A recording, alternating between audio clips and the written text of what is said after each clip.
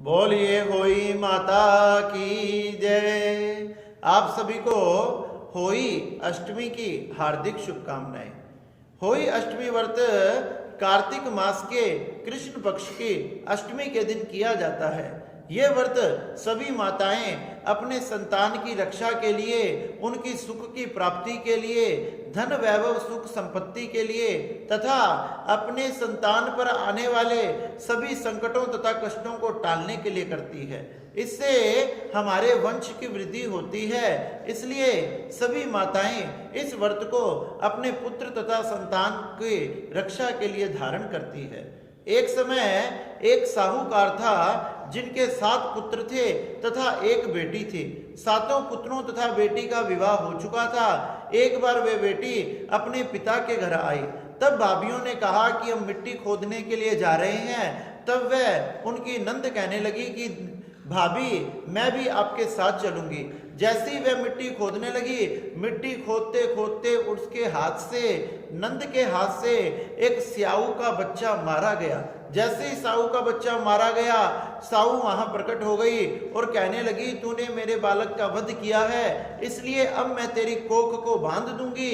वो नंद रोने लगी, विलाप करने लगी, चिल्लाने लगी, अरे तुम मेरी कोख को बांधोगी तो मेरे किस प्रकार से वंश वृद्धि होगी, संतान की प्राप्ति होगी, मेरे घर में मुझे रहने नहीं दिया जाएगा, मेरे पति मेरे सास ससुर मुझे घर से निकाल देंगे। हे माँ आप ऐसा मत करो। माँ कहने लगी कि मैं कोख बांध कर रहूंगी क्योंकि तूने पाप किया है। जब वह नंद अपनी भाभीियों से कहने लगी कि हे भाभीियों मेरे स्थान पर तुम अपनी कोख बंधवा लो, लेकिन उनकी सभी भाभीियों ने मना कर दिया। जब 6 भाभीियों ने मना कर दिया तो 7वीं जो सबसे छोटी थी वह सोचने लगी अगर मैंने भी मना कर दिया तो मेरी सास मुझे खूब लड़ेगी, नाराज हो जाएगी और क्या पता मुझे घर से ना निकाल दे कि मैंने अपनी नंद की बात नहीं मानी। यही सोचकर उसने कहा कि ठीक है दीदी, मैं आपकी जगह अपनी कोख बंधवा लूंगी। तो स्याऊ माता ने उसकी कोख को बांध दिया। सुंदर समय आने पर सभी भाभीियों के नंद के पुत्र आदि की प्राप्ति हुई, वंश में वृद्धि हुई। लेकिन जो 7वीं सबसे छोटी बहू थी उनके यहाँ पुत्र होता और 7वें दिन मर जाता। इस प्रकार से उसके कई पुत्र हुए और कई पुत्रों की मृत्यु हो गई। एक दिन वह बड़ी दुखी हुई। वह सोचने लगी मेरे पुत्र हो जाते हैं लेकिन इनकी मृत्यु क्यों हो जाती है, इसका क्या कारण है। तो एक दिन उसने एक पंडित जी को बुलाया। पंडित जी को बुलाकर पूछने लगी कि हे पंडित जी, मुझ में, मेरे घर में ऐसा कौन सा दोष है जिससे मेरे सभी पुत्रों की मृत्यु हो गई। पंडित जी देखकर विचार कर कर कहने लगे कि आपसे कोई अपराध हुआ था, इसलिए स्याऊ माता ने आपकी कोख को बांध दिया है। अगर आप सुरही गाय की सेवा करोगे उससे आपकी सभी मनोकामनाएं पूरी हो जाएगी। पंडित जी ये बताकर चले गए तथा साहूकार की सबसे छोटी बहू सुरही गाय की सेवा करने लगी। सुरही गाय के आश्रम में जाती और वहां जाकर सुबह सुबह ही सारे काम को कर आती तथा जैसे ही सुरही गाय उठती, उठकर देखी कि सारा काम कौन कर गया तो वो बड़ी हैरान होती। ऐसे कई दिन व्यतीत होने लगे लेकिन सुरही गाय को समझ नहीं आया कि मेरी सेवा ये काम काज कौन कर कर जाता है। इस प्रकार से वह कई दिन विचार करती रही। जब कई दिन विचार करती रही तो उसके दिन एक दिन मन में आया क्यों ना मैं ब्रह्म मुहूर्त में उठकर जल्दी उठकर देखूं कि ये सब कार्य कौन करता है। एक दिन वह जल्दी उठ गई। जैसे ही वह जल्दी उठी उसने देखा साहूकार की सबसे छोटी बहू आकर ये सारा कार्य करती है। उसने छोटी बहू को बुलाया कि हे बेटी, तुमने मेरी बड़ी सेवा की है, तू मांग, क्या मनोकामना है तेरी, मैं तेरी सब मनोकामनाएं पूरी करूंगी। कहने लगी कि माँ, स्याऊ माता ने मेरी कोख को बांध रखा है, अगर आप कृपा करो तो वो मेरी कोख खोल देगी जिससे मेरे पुत्र आदि की प्राप्ति हो जाएगी, मेरे सभी पुत्र जीवित हो जाएंगे, ऐसी कृपा करो। जब वो गौ माता कहने लगी कि बेटी तू किस प्रकार से चिंता मत कर, वो स्याऊ माता मेरी सहेली है जो 7 समुद्र पार रहती है, तू मेरे साथ चल, मैं तुझे वहां लेकर जाऊंगी। जब साहूकार की बेटी उन गौ माता के साथ 7 समुद्र पार जाने लगी तो रास्ते में कड़क धूप आ गई। जब कड़क धूप रास्ते में आई तो वो दोनों एक विशाल वृक्ष के नीचे रुक गए। जैसे ही वो विशाल वृक्ष के नीचे रुके उस समय साहूकार की बहू ने क्या देखा कि एक सांप का बच्चा गरुड़ के बच्चे को मारने की कोशिश कर रहा है। जो गरुड़ का बच्चा बड़ा ही छोटा था तथा उस बहू ने क्या किया, मार पीट कर उस सांप को भगा दिया तथा उस गरुड़ का बच्चा काफी डर गया। जैसे ही गरुड़ की पत्नी उड़ते हुए आई, अपने बच्चे को इतना डरा हुआ देखा, बिलखते हुए देखा, तो उस साहूकार की बहू के चोंच मारने लगी। अरे दुष्टनी, अरे पापनी, तू मेरे बच्चे को मारना चाहती है, देख मेरा बच्चा कितना डरा हुआ है। जब साहूकार की बेटी बहू कहने लगी कि हे गरुड़नी जी, मैं तो आपके बालक की रक्षा करी है, एक सर्प आकर इसे मारना चाहता था लेकिन मैंने उसे मार पीट कर भगा दिया, इसलिए मैंने तो आपके मानो इस बच्चे को, मरे हुए को जीवित किया है।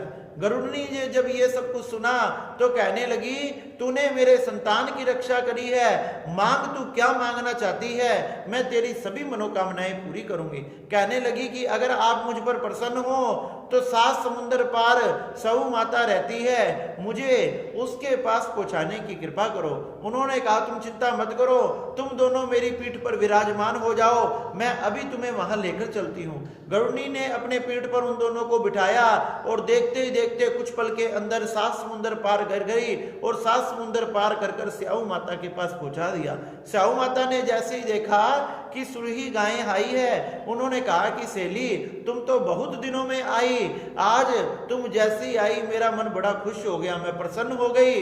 आज तुम इतने दिनों बाद आई हो तो मेरा एक छोटा सा काम कर दो, मेरे सिर में काफी दिनों से खाज चल रही है, इसमें कुछ जुएं पड़ गई है, अगर तुम उसे निकाल दोगी तो तुम्हारी बड़ी कृपा होगी।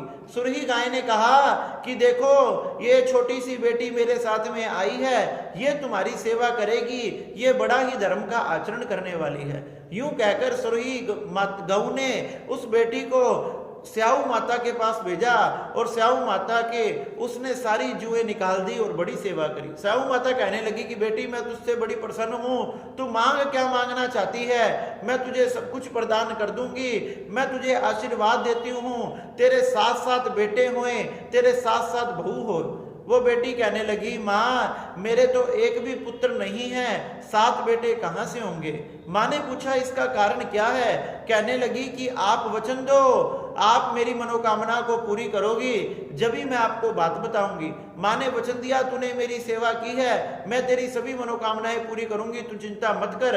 जब साहूकार की सबसे छोटी बहू ने कहा कि माँ मेरी कोख तो आपके पास बंधी हुई है, मेरी कोख आपके पास बंधी हुई है, अगर आप उसे खोल दोगी तो मेरे जो पुत्र मृत्यु को प्राप्त हो चुके हैं वो सब जीवित हो जाएंगे और मुझे उन सब का सुख प्राप्त होगा। हे माँ मुझ पर दया करो, हे माँ मुझ पर कृपा करो। इस प्रकार से सहू माता कहने लगी कि अरे बेटी, तूने तो मुझे ठग लिया, मेरी सेवा कर कर मेरे द्वारा वचन को पूरा करवा लिया, जा मैं तुझ पर प्रसन्न हूं, मैं तुझे आशीर्वाद देती हूं, तू अपने घर जाकर देख, तेरे 7 बेटे आंगन में बैठे होंगे और केवल बेटे ही नहीं, उनके साथ उनकी पत्नियां भी आंगन में बैठी होगी। तू जा मेरी पूजा करना, अपने घर में अहोई बनाना, अहोई बनाकर धूमधाम से मेरा उत्सव बनाना, होई का व्रत करना, मेरा उज्जमन करना, मेरा उदापन करना, इससे मैं तेरी संतान में, मैं तेरे वंश में सुख समृद्धि में वृद्धि करूंगी तथा तेरे सभी संकट कष्ट आदि का हरण कर लूंगी। यह सब जैसे ही छोटी बहू ने सुना, वह फटाफट अपने घर पहुंची। घर के आंगन में जैसे ही पहुंची, उसने क्या देखा कि 7 बेटे अपनी अपनी पत्नियों के साथ बैठे थे। उसने जाकर दीवार पर, मटके पर, सभी जगह होई को बनाना प्रारंभ किया, होई का उत्सव बनाना प्रारंभ किया, भजन कीर्तन आदि करना प्रारंभ किया तथा व्रत धारण किया। इतने में ही उनकी जिठानी तथा 2 रानियों ने कहा कि जल्दी जल्दी पूजा कर लो, नहीं तो उसकी रोने की आवाज आ जाएगी। जिठानियों ने कहा उसके रोने की आवाज आएगी, हम फटाफट पूजा कर लेते हैं। उन्होंने फटाफट पूजा की, लेकिन आज उसके रोने की आवाज नहीं आई। जब 2 रानी की रोने की आवाज नहीं आई तो जेठानियों ने अपने बालकों से कहा कि जा देख कर आ क्या बात हुई। जैसे ही बालक आज देखने गए, छोटे साहूकार की बहू के उस देवरानी के घर पर उसके सातों बेटे तथा अपनी पत्नियों के साथ माँ होई की पूजा कर रहे थे, माँ का उत्सव बना रहे थे।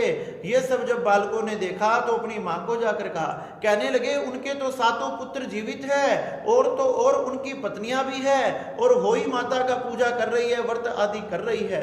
जैसे ही जेठानियों ने ये सब कुछ सुना वह दौड़ी दौड़ी अपनी देवरानी के पास गई कि हे देवरानी, तुमने ये सब कैसे किया, तुमने अपनी कोख कैसे छुड़वाई। वह कहने लगी, होई माता बड़ी दयालु है, बड़ी कृपालु है, उन पर मुझ पर कृपा कर कर, मुझ पर दया कर कर मेरी कोख को खोल दिया, जिससे मुझे मेरे 7 पुत्र ही नहीं 7 बहुएं भी प्राप्त हो गई।